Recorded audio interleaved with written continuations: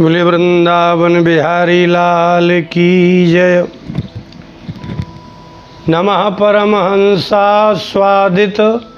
चरण कमल चिन्ह मकरंदाय भक्त जनमानस निवासाय श्री रामचंद्राय। संसार में ऐसी कोई स्त्री नहीं है और ना ही कोई ऐसा पुरुष है जो अपने आप को सबसे कम बुद्धि का समझता हो। बुरा से बुरा कर्म करने वाला भी अपने आप को श्रेष्ठ मानता है। संसार के लोगों की दृष्टि कहाँ है? कि जिसको खूब धन है वही आदर का पात्र है, जिसका पावर है वही आदर का पात्र है, जो राजनीति में नेता है वही पावर का पात्र है और वही आदर का पात्र है। अथवा जो बहुत बहुत बड़ा गुंडा है, चाहे जिसको गोली मार दे वह आदर का पात्र है।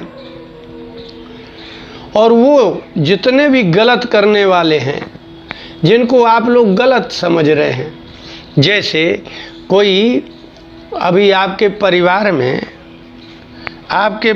में से, गांव में से, समाज में से कोई नवयुवती, कोई कन्या, कोई स्त्री यदि थोड़ा भी सबके सामने नाचने लगे, गाने लगे, सबके घरों में आने जाने लगे, सब पुरुष उसको चाहने लगें, तो आप क्या कहते हैं कि ये स्त्री ही सही नहीं है।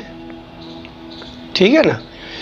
लेकिन कुछ कला हो, नृत्य कला हो, गान कला हो, नृत्य जो भी कलाएं हैं, एक कलाकार हैं तो हीरो हीरोइन हैं तो आपके उनमें सदाचार नाम की वस्तु नहीं है, लेकिन आप उनको श्रेष्ठ मानते हैं।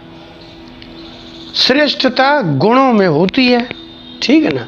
तो आपकी जो बुद्धि में ये विचार है कि श्रेष्ठ है, जैसे ही आपके बुद्धि में ये आता है कि ये श्रेष्ठ पुरुष है, श्रेष्ठ नारी है, बस आप उसके पीछे आदर भी करते हैं और सब करते हैं।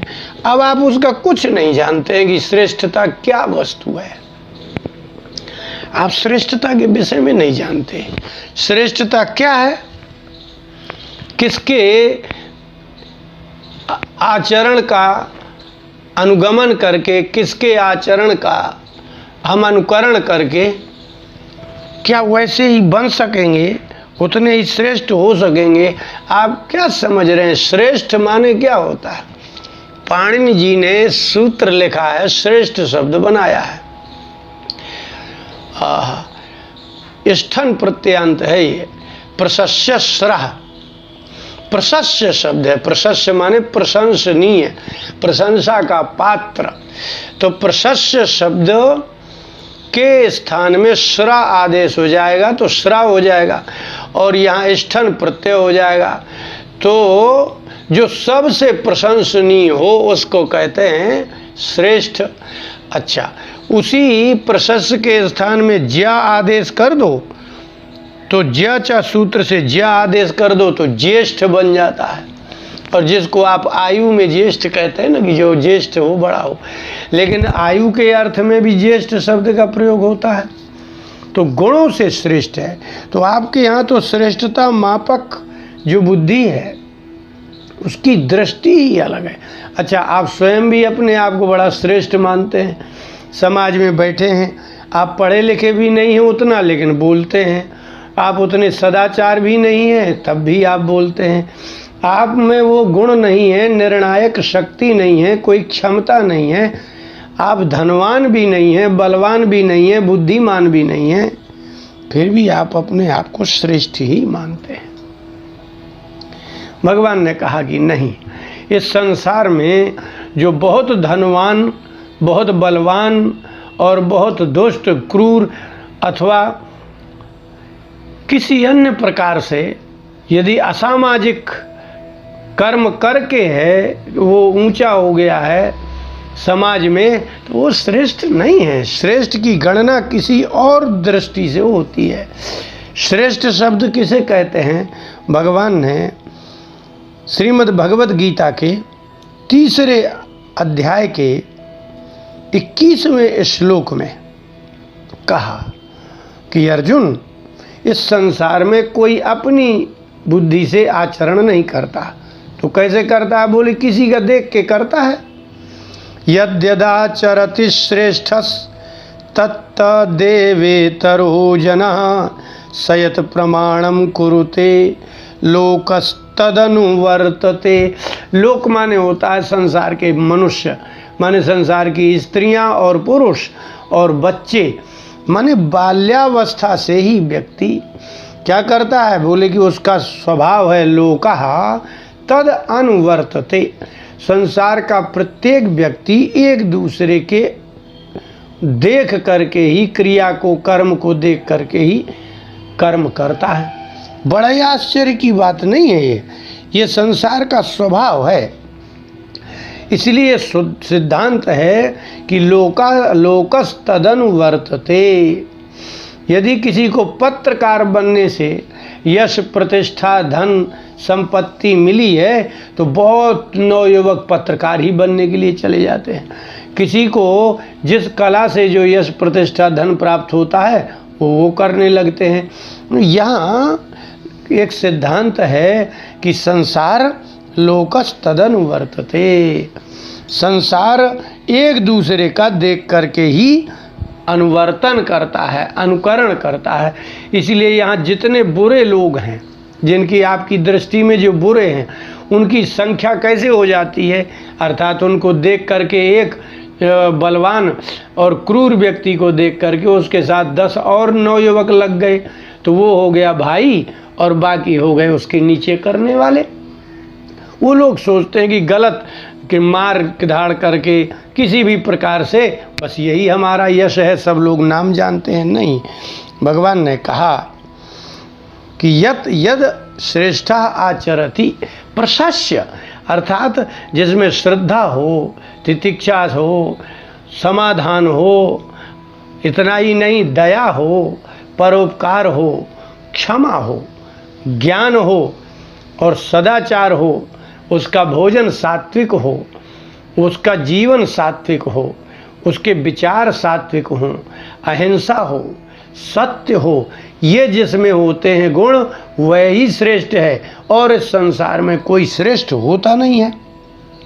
अच्छा, और श्रेष्ठ पुरुष यद आचरति, जैसा जैसा आचरण करता है तत्तद एव वही आचरण इतरे इतरह जनः, दूसरा आदमी वही देख करके। आपने देखा हो कोई एक बहुत बड़े संत हैं और उस संत का जब यश देखा, सरलता देखी, विद्वत्ता देखी, बहुत लोग शिष्य बन जाते हैं और फिर जैसा गुरुदेव कहते हैं वैसा करते हैं। तो जब वो वैसा करने लगते हैं शिष्य, तो उनका समाज में स्वयं प्रतिष्ठा हो जाती है कि ये तो भाई बड़े सज्जन व्यक्ति हैं, बड़े धार्मिक व्यक्ति हैं। इसका तात्पर्य ये है कि जो भगवान की भक्ति करेगा, भगवत तत्व का ज्ञान करेगा और जो सदाचार संपन्न होगा वही व्यक्ति श्रेष्ठ होता है। उसका अनुकरण करके और शायद प्रमाणम कुरते। यदि कोई ऐसा कहे कि आप ऐसा क्यों करते हैं, बोले वाह हमारे गुरुजी कहते थे, अरे वो करते थे ऐसा, वो करे, श्रेष्ठ पुरुष का ही उदाहरण दिया जाएगा। गलत व्यक्ति का संसार में आज तक उदाहरण दिया ही नहीं जाता है, उसको उदाहरण नहीं कहते। किसी गुंडे से कहो कि क्यों भाई तुम गुंडागिर्दी क्यों करते हो, तुम आतंकवादी क्यों बने, तो कहेगा कि वो ऐसा करते हैं इसलिए हम करते हैं। ये वो प्रमाण नहीं कहलाएगा। श्रेष्ठता वो है कि जो एक व्यक्ति के आचरणों का अनुकरण करके समाज में शांति हो जाए, समाज में सुख हो जाए, समाज में एक दूसरे का भला सोचने लगें, एक दूसरे का सहयोग करने लगें। ये है श्रेष्ठ पुरुष के गुणों का अनुकरण करने का फल। इसका तात्पर्य यही निकलता है। भगवान कहते हैं सयत प्रमाणम कुरुते। सह माने वह जो अनुकरण करने वाला व्यक्ति है, वह किसका प्रमाण देता है? जिसका वो अनुकरण करेगा। बोले आप ऐसा क्यों करते हैं? बोले वो भी करते हैं, वो जैसा करते हैं ऐसा ही तो हम करते हैं।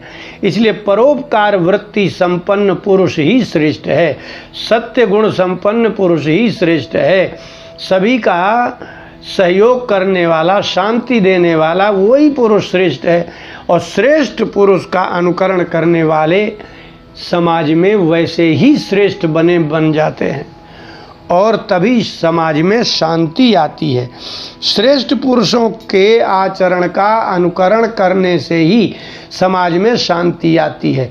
दुष्ट पुरुषों का आचरण करने वाले व्यक्ति को आज तक समाज में ये नहीं कहा जाता कि वो अच्छा आदमी है। तो यदि आप अपने को श्रेष्ठ मानते हैं तो आप अपने घर में पिता तो हैं ना, आप अपने घर में दादा दादी तो हैं ना, तो आप ऐसा आचरण करिए, ऐसा सदाचार रखिए कि आपके आचरणों को देख करके आपकी संतान में स्वतः संस्कार आ जाए।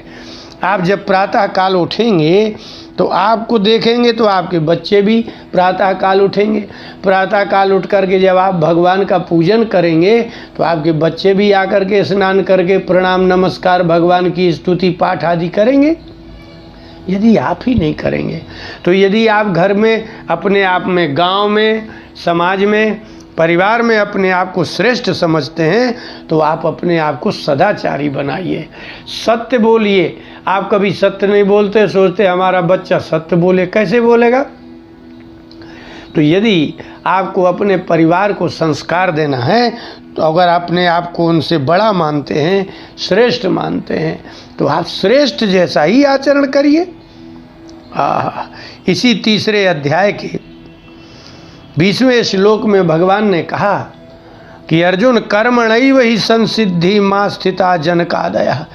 जो जनक आदि थे वो भी तो गृहस्थ थे, उनको तो कर्मणैव ही संसिद्धि,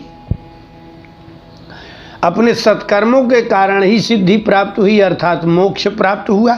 आज भगवान जिस जनक का नाम ले रहे हैं वो जनक ने किस प्रकार का कर्म किया होगा और वो जनक जी के उदाहरण दे रहे हैं। तो जनक इत्यादि जो सीता के पिता हैं वो श्रेष्ठतम हैं, सबसे श्रेष्ठ हैं। इसलिए भगवान ने कहा कि श्रेष्ठता उसे कहते हैं जिनके गुणों का आचरण करके समाज में शांति हो, सुख हो, सौहार्द हो, तभी वह व्यक्ति श्रेष्ठ कहलाता है। धन से, बल से, क्रूरता से कभी कोई श्रेष्ठ नहीं माना जाता है। इसलिए आप लोग यदि अपने आप को श्रेष्ठ मानते हैं तो आप ऐसा आचरण करिए, ऐसा सदाचार करिए, इस प्रकार की अपनी दैनिक क्रिया करिए कि आपके संतानों में भी वही संस्कार आए। बोलिए वृंदावन बिहारी लाल।